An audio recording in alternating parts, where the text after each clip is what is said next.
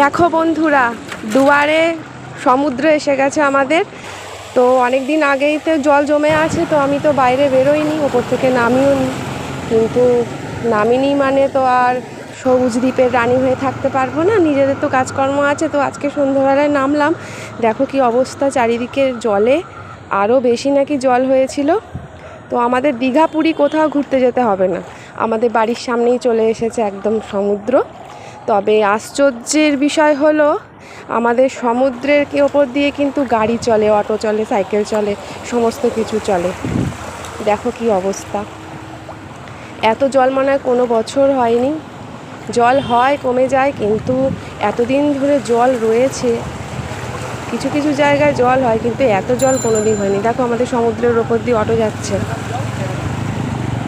আজকে সন্ধ্যাবেলার ভিডিও, গত দুদিন আগে তো আরও বেশি ছিল।